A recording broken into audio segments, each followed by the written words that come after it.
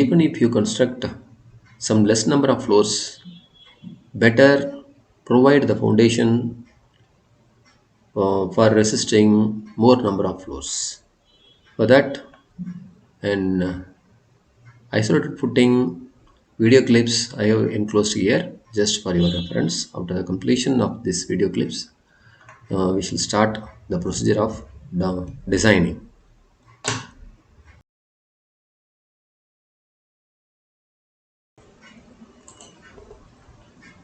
See, this is the isolated footing bottom slab. This is the column. Above this, the load is applied. Because of this load, the soil below the footing slab gives an upward pressure.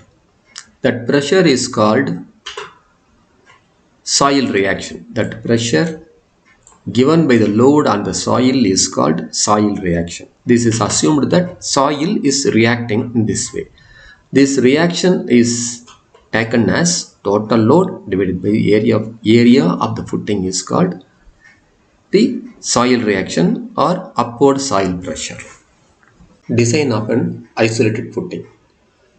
The given items, that is axial load, size of the column, shape bearing capacity of the soil, that is axial load is given, size of the column, this is breadth, this is longer side of the column, size, longer size of the column, that is 0.3 by 0.53 is the size of the column.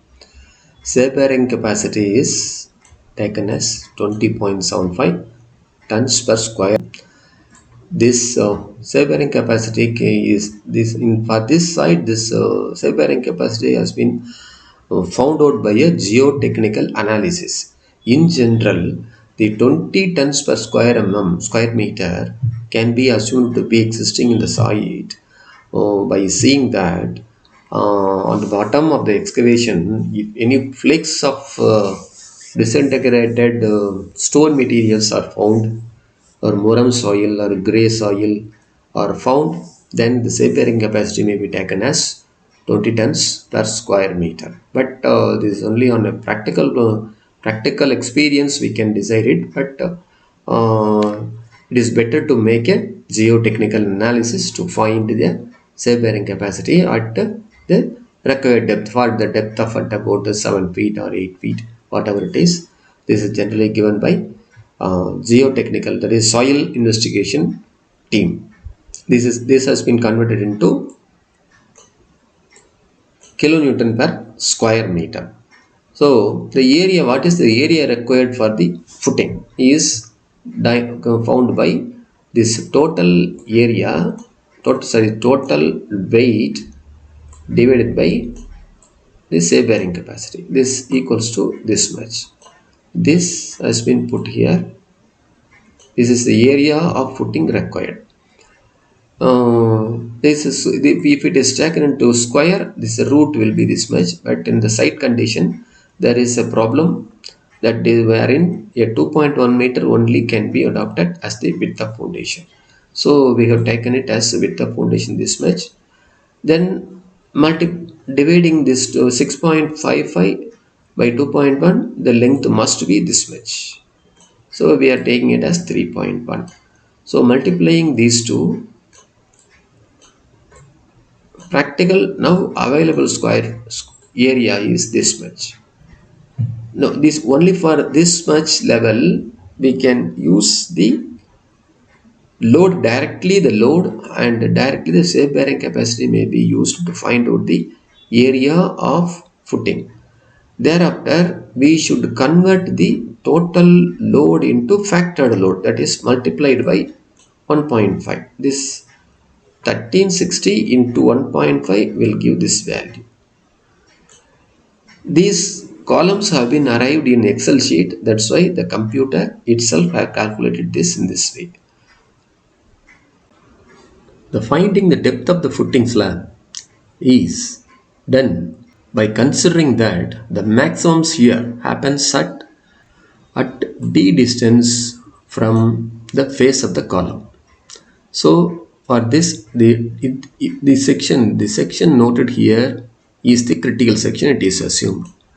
So the critical section at d distance from the face of the column. This total length is L. This is total L length of the footing in the footing. Then this width of the column is A. L minus A divided by 2 is the this side length. This is another side length. Based on this, the next calculations are made. The soil reaction due to the factored load is this much. How this is calculated? This is the factored load divided by the area of footing is this much is the soil reaction. This can be more than safe bearing capacity, but within 1.5 times the safe bearing capacity is. See here, the safe bearing capacity is only less than this, but we are assuming this as this much, which is little above the safe bearing capacity of the soil.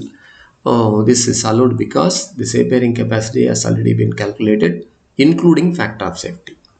There is no issue. Now the design is done firstly for one-way shear. This is called one-way shear. The formula for finding the depth is this. W means the soil reaction divided by L minus A means L is length of the footing. A is the side of the column divided by 2 into tau C. This is tau C. This is generally denoted with this sketch. This sketch is not, I am not able to put in Excel sheet. That's why I have to given this name as tau C. Plus W means that is the soil reaction. Tau C is permissible shear stress as per table 19 of IS 456. That,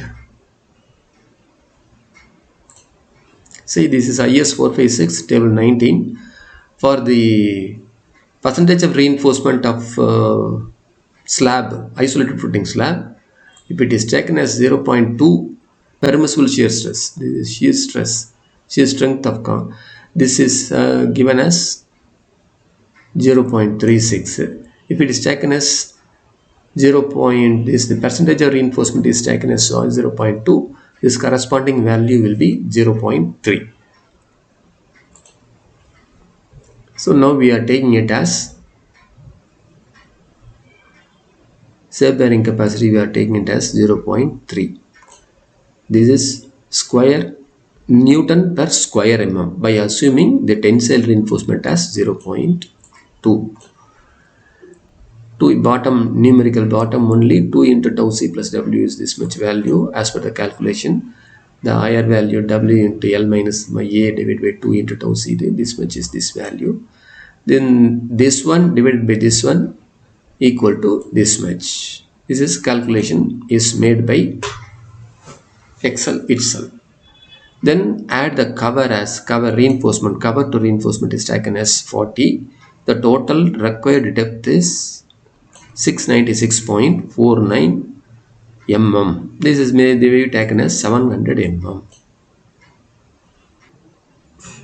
Similarly, we previously saw the calculation of depth of the slab in length side. Now we are calculating the same depth of slab on breadth side, considering the same effects on breadth side. The formula is the same formula, substituting B in the place of L. B in the place of L. By calculating these things, these are the inner parts of these formulas. These are the values we are obtaining. By substituting, W is the pressure of the soil reaction, B is the breadth of the footing, small b is the breadth of the column, tau C we are taken it as 0.3, W is the pressure, soil reaction. On substituting these things, we are coming to the depth of footing as this much. Cover to reinforcement action is 40, total it comes as this much. So total we are coming as this much. Previously D we have calculated as 700 mm, So we are adapting the same 7, which is the maximum. This we are adapting. So deducting 40, the effective depth of the footing is 660 mm or 0.66 meter. The depth of the isolated footing slab we have already calculated in the in by through one-way shear in the length side, and we checked it in breadth side also. So we have derived that the depth of footing slab is 700 mm so far. Okay, this depth has to be checked for the two-way shear. Two-way shear means, for that this is the drawing explaining this thing. This is the column, this is isolated footing slab, this is top view of the same section, this is all round is footing slab, this central part is column portion. Then the line given here is the an imaginary line which is at a distance of d by 2, depth of the slab by 2, distance from the face of the column. That is, this line is, this measurement is a plus d. A is the width of the column, this measurement is b plus d, b is the breadth of the column. So this dimension, this column, this section is to be checked for the shear on both the direction, from x direction, from y direction, xx direction and yy direction. Okay, this comes the plan, this elevation, this cross section drawing. This critical section is at a distance of d, d by 2 from the column face. So this section. Okay, how to calculate? So this is the perimeter of the circumference of the area at that proposed section, two-way shear proposed section is a plus d into one side, top side, bottom side, b plus d right side, left side. Total is 2 into a plus d, 2 into b plus d. This is the circumferential length of or perimeter of the two-way shear area. This may also be called as punching portion. This is assumed that when the load is applied on the column, this is checked whether this portion alone gets detached from the other side and it penetrates into that, it punches into the ground. In that way it is assumed. So this may also be called as punching portion or punching shear. The length in our section, it is 4.3 meter for the dimensions we have already proposed.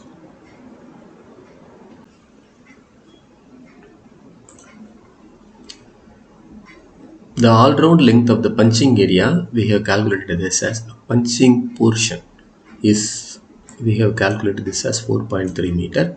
This is calculated with this formula. Then that area, the perimeter length into the depth is the area of shearing portion. The perimeter length, this is length into depth is the shearing portion. You can imagine that part alone, it means the central part goes inside the earth. It is assumed that this goes inside the foundation soil, and the exterior part shaded in blue goes up. So because of this, there is a shearing portion in this area that shears. So that the shearing area is calculated. Perimeter into depth is this shearing area. This is termed as P. Then the inner part, now we are coming to the load, vertical load. See, this is Bottom portion, there is a uniformly distributed soil reaction. In that, if suppose this portion is getting cracked and the inner portion goes down, the outer portion goes up. The outer portion area, this is the area shaded in blue. The inner portion area is the area shaded in orange. That inner portion area is A plus D into B plus D in the previous drawing. See, this is A plus D, this is B plus D. This is inner portion area. This is exterior portion area. That is nothing but the total area of the footing minus the inner portion area is the exterior portion. The exterior portion area, that is termed as J into soil reaction, is the vertical load offered by the isolated footing on the shearing area, that is cracking area. This is what with the load in kilonewton. The actual, what is the shear stress? This is nothing but the M. This is the load M divided by the shearing area is P. That divided by this is the shear stress. 60 kilonewton per square meter. This one. The bottom one is kilonewton per square mm. Okay. The shear stress on the shearing portion, shearing plane, is this much Newton per square mm. In the IS 456, this has been stated in page number 59.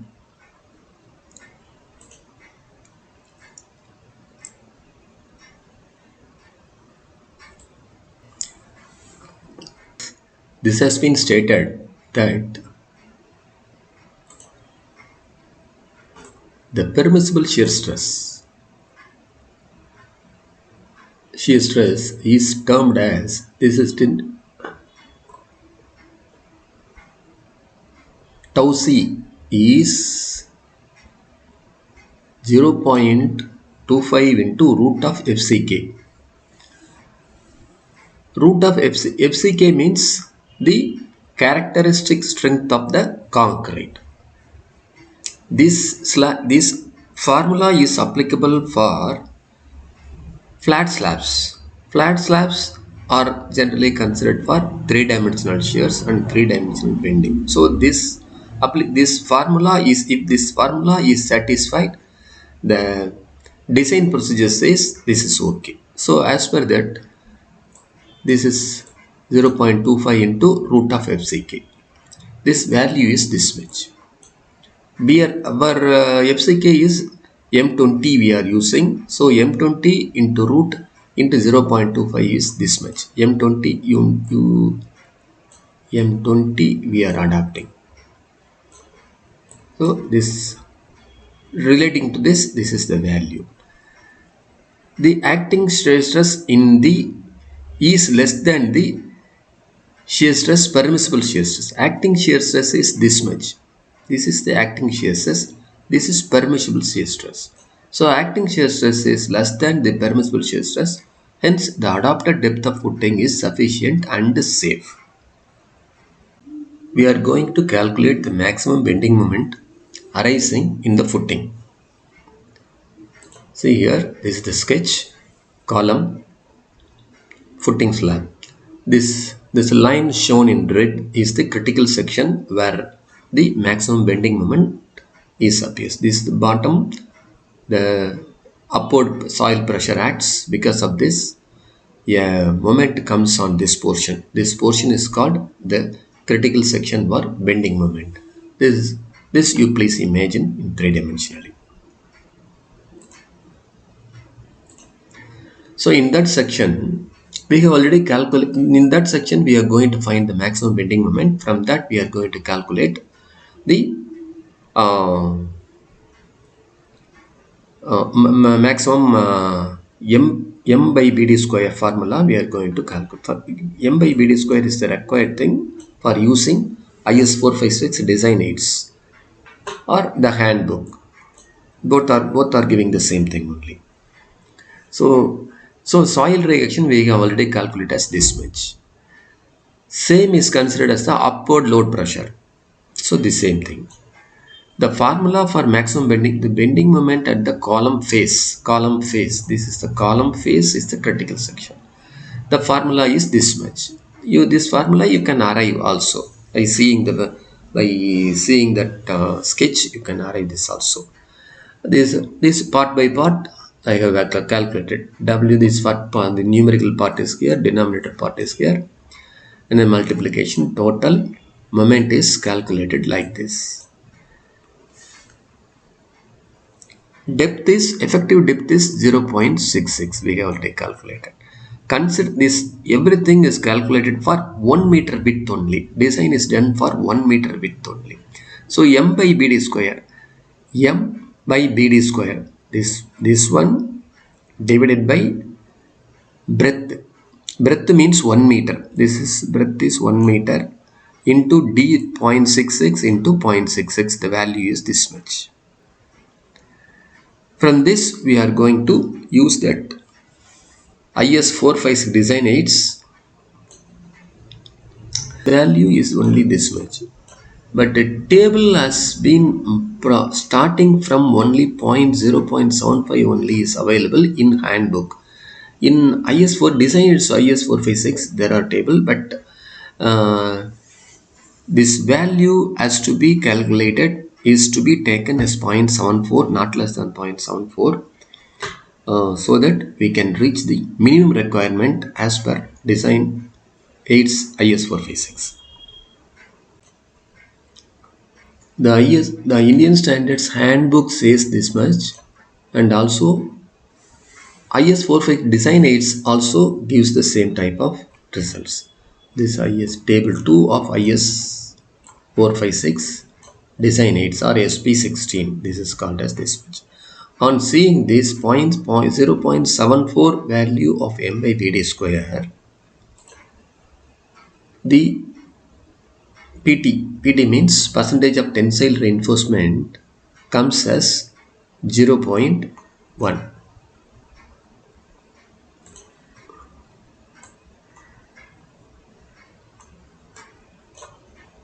0.168. This value, as per this is IS 456 design aids or SP16. This value comes as this much. This is the percentage of steel reinforcement in the section.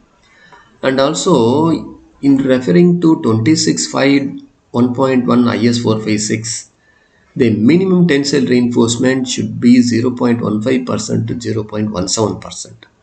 So AST for working out this into, that is this much into breadth is 1 meter, depth is 0.66 meter.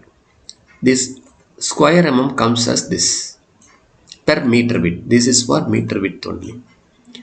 So provide 12 mm diameter at 100 mm center to center. The area of steel required, we have calculated it as 0.168 percentage. This one. Okay, how to calculate that number of rods? For this you come to this line. We are calculating this for 1 meter width. 1 meter width means 1000 mm. Depth is 660 effective depth into 0.168 percentage equal to the cross-sectional area of a 12 mm diameter rod is this much. So divide this. Required total for this much of square mm is required for 100 mm 1000 mm width. So 1000 mm divided by this much of cross-sectional area equal to this much number of rods. This number of rods is, with the use of number of rods, the spacing is arrived by dividing this 1000 mm divided by 4. This number of rods equal to this much mm spacing. So as per the theoretical requirement, this is 113 mm spacing is required. Better is adopt as 100 mm, less than 13 mm less from the calculated value. This will be better for calculation.